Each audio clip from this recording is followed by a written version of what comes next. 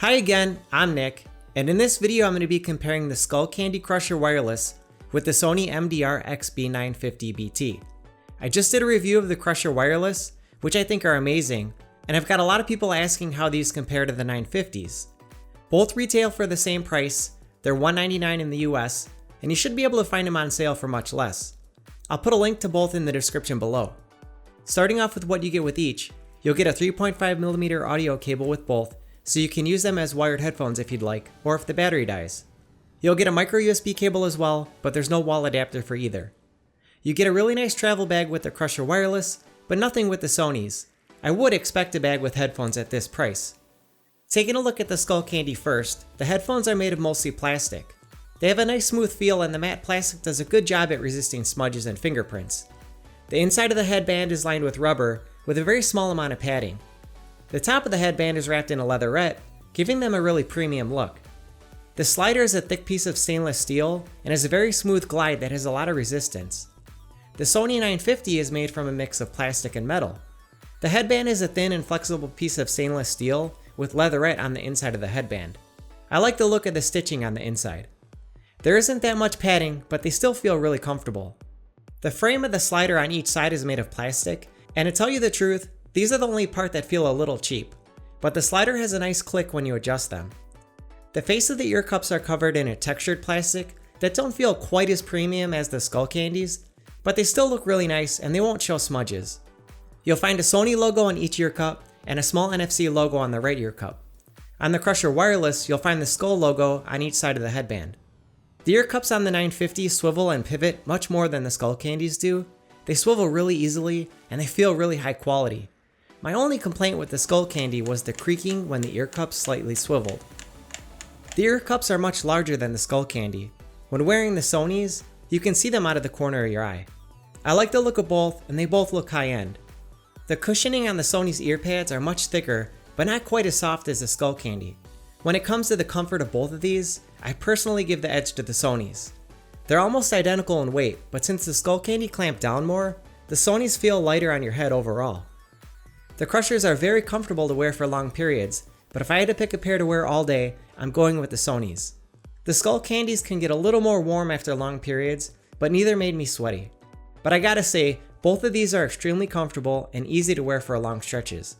The Crusher Wireless fold up too, which make them a little bit more compact if you're traveling with them, and the Sonys don't fold up at all. But they both seem very durable and well made. Both headphones controls are conveniently located on the back of each ear cup, which you can easily find with your thumb. On the Skullcandy, the volume up and down as well as the multifunction button are on the right ear cup. They have a nice click and feel. On the left ear cup, you'll find the bass slider, as well as a micro USB port to charge, and a 3.5mm audio jack if you want to use these as wired headphones. There's a similar layout on the Sonys. On the right ear cup are the volume controls, but these don't control your device's volume like most Bluetooth headphones do, including the Crushers. Instead, you should set your device volume a little louder than you would listen to, and then you can adjust the volume from there on the headphones. I found it odd that it does that, and I haven't seen anyone mention this before. There's also a slider which you slide forward or back to skip forward or back a track, and if you slide and hold, you can actually fast forward or rewind. That function's rarely on Bluetooth devices, so it's cool to have here. If you press on the button, it'll play, pause, or end a call. On the left ear cup, you'll find the power button, bass boost button, micro USB port to charge, and the 3.5mm audio jack to use as wired headphones. Now both of these headphones will work even if the battery is dead, but the bass boost mode will only work in Bluetooth mode on the Sonys. So if you plug these in, then you totally lose the bass boost feature, which is a big drawback in my opinion. The Crusher's bass slider is fully functional even when they're plugged in and if the battery is dead, which is a huge advantage. Even though both of the mics won't work for voice chat on my PlayStation 4, I still like to use them while gaming, and the fact that you lose the bass boost on the Sonys is a bummer. The 950 supports some of the higher audio codecs for Bluetooth streaming, like aptX and AAC, but you'll need a compatible device. You'll theoretically get a better sound, but if you're streaming from Spotify or watching YouTube videos, you probably won't notice a difference. I had a hard time finding any information on which devices even support aptX and AAC, and the feature's disabled by default for some reason, and you have to hold the volume up button down while you power them on to enable the higher quality Bluetooth. The Skullcandies don't have that feature at all. Moving on to the sound, I first want to say that both of these headphones sound great. They both perform very well with a large range of music, but the Skullcandy Crusher Wireless go above and beyond the Sony 950s. I spent a few days comparing these, listening to a wide variety of music, watching movies, and playing games with them, and I could say that I prefer the Skullcandy over the Sony. The reason for this is the bass. They both have 40mm drivers, which do a great job, but the Crusher Wireless have an additional 34mm driver dedicated to handling the bass. The difference is night and day. Now on the Sonys, with the bass boost off, the bass is already emphasized. It sounds really good, and more prominent than the Skullcandy. The Skullcandy have a more natural sound when the bass is turned off. Mids are clear on the Sonys, although compared to the Skullcandy, vocals seem pulled back, where they seem a little more accentuated with the Crushers. The highs are good on both, but more detailed on the Crushers as well. Snaps and claps are easier to hear and have more clarity. When the bass boost is enabled on the Sonys, it adds a lot of weight, but can be a little bit too much. At normal levels, the bass sounds great for music, but at loud levels, it's too overpowering and very boomy, so I find myself turning the bass boost off. Same with movies, the bass can be a bit too much, especially in action sequences. It gets very boomy and it overpowers the dialogue. The Skullcandy, on the other hand, sound awesome for movies. The bass is much deeper and it allows you to dial in just the amount of bass that you would like. And it's bass you can feel too, which really gives you the feel of listening to a movie with a nice subwoofer.